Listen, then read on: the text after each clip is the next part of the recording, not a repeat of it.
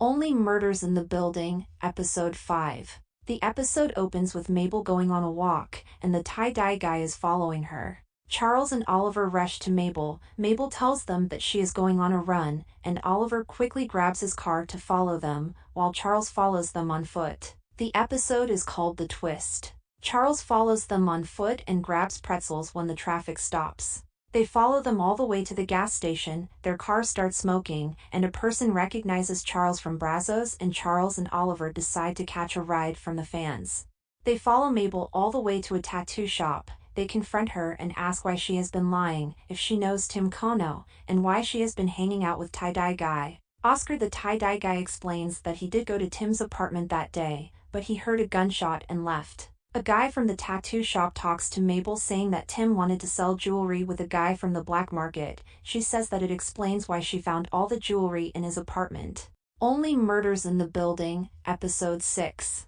The episode opens with a flashback from Officer Williams as a child. She loved a TV show that showed kids as voices in a person's head helping. She says she lives with the same idea today. Coming home from work to talk to her wife, Kiera, Kiera tries to get Williams to help finish painting the house because she is pregnant. But Williams said that work was too much, she had to deal with a child and a living themselves. Williams asks Kiera why she is listening to the true crime podcasts, and she says it helps her pass the time when William listens, and the podcast is about Tim Kono and how it wasn't a suicide, but a murder. Williams decides to go back to the office to check. Meanwhile, at the tattoo shop, the guy explaining about Tim's jewelry connection is named Tava. He explains that Tim was meant to meet with a person named Cutter, and that is when she walks in. Mabel realizes it is her mother. They decide to go to Sylvia's house, have dinner, and explain to Sylvia how they have started a true crime podcast. Sylvia then disapproves of Mabel as she thought she was going to live in the Arconia for her to become a designer rather than staying in the past of the Hardy Boys. Mabel leaves and Oscar does too. In the office, Williams checks and there was evidence that wasn't filed and that the case was falsely closed. Williams decides to mail Tim Kono's phone to Mabel. In the house, Charles and Oliver are talking to Sylvia about how nice her daughter is, and Sylvia explains that as a single mother, she couldn't spend as much time as she wanted with her daughter. So she let her cousin that lived in the Arconia take care of her, which she regretted. Charles and Oliver say that they will leave Mabel alone, and they then leave. Williams returns home to talk to Kiera and help paint the house, saying that she can't reopen the case but tried to help them solve the mystery. Meanwhile, Oscar and Mabel catch up. They talk about life when Oscar was in prison for 10 years. They then share a moment and kiss. Mabel then talks to Sylvia about how this is what she always wanted to do and that she was really passionate and that the old guys are the only friends she has made in a while. Charles and Oliver are in their apartment talking about how they are just randomly met when Oliver gets a text from Teddy, telling them to meet in his room. When they arrive, he plays a clip of how Cindo went on the late night show with Jimmy Kimmel and talks about their podcast. Amazed, he decides to write them a check for $50,000, saying that he has to write under a different business name. They leave and debate over cashing the check without Mabel. Before they rip the check, Mabel walks in. She apologizes for not telling them and explains that they are the only friends she has made in a while. She shows them Tim Kono's phone. They realize that the check that had been written was under Angel, the black market dealer that was meant to meet with Tim Kono, making Teddy their prime suspect. Only Murders in the Building, Episode 7. The episode starts with a flashback from Theo, Teddy's son. Teddy tries to force Theo to listen to his favorite song. This is when we find out Theo is deaf. Theo is in the stairwell spying on Charles, Mabel, and Oliver. He finds out that they are figuring out their plan by reading their lips. Theo then breaks into their apartment when they're not in and takes photos of the billboard.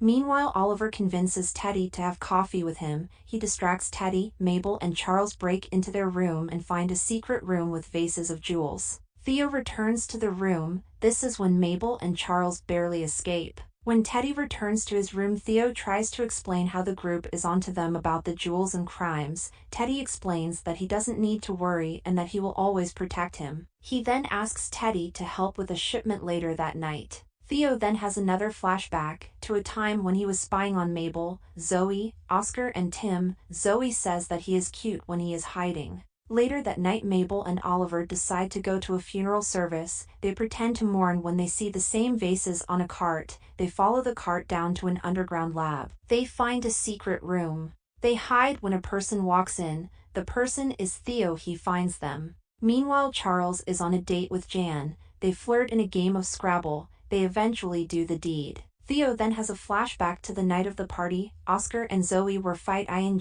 so he went to comfort Zoe. Theo tries to convince Zoe to leave Oscar and come with him, but she laughs at him. Theo then asks for his ring back and says that one day he can give her a real one. She laughs again. Theo then asks for the ring back. She starts aggressively shoving him and he pushes her back. This is when she falls off the roof. He looks back and sees Tim Kono. When he goes back to the room, he tells Teddy. Teddy says it's fine, he can fix it. Teddy talks to Tim and says that if he tells the truth, Mabel and him might end up with the same fate. When Charles wakes up, he finds that he has been spam texted and calls. He finds out the password to Tim's phone is THEO. We find out that Theo had tied Mabel and Oliver in the back of a van, and he texts Teddy saying that they know everything. Only Murders in the Building, Episode 8. The episode opens with superfans waiting outside the Arconia for a new release of Only Murders in the Building episode. Mabel and Oliver are taken out of the van by Theo in the warehouse. Teddy arrives and lets them go. Theo drives them back and Teddy talks to Oliver and Mabel. On the car ride back, Teddy warns them about how they need to make the final episode and says that it is the end, and Tim commits suicide by the next morning. When Oliver and Mabel leave to go back to the Arconia, they run into the superfans asking for the newest episode. When they arrive at Charles's apartment, Jan greets them.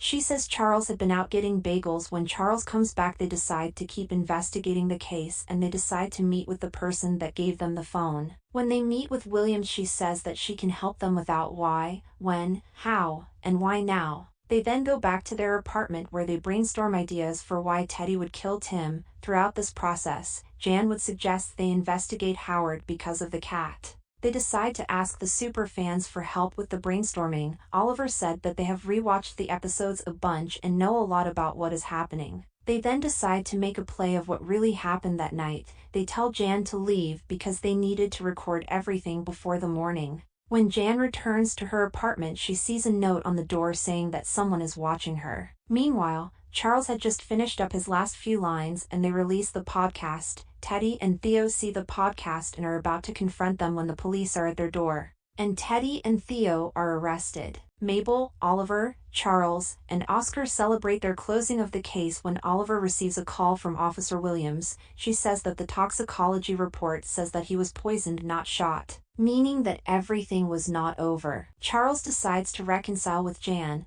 feeling bad about them kicking her out of the apartment. He goes to check in on her when he finds that she has been stabbed. Thank you for watching. Consider subscribing.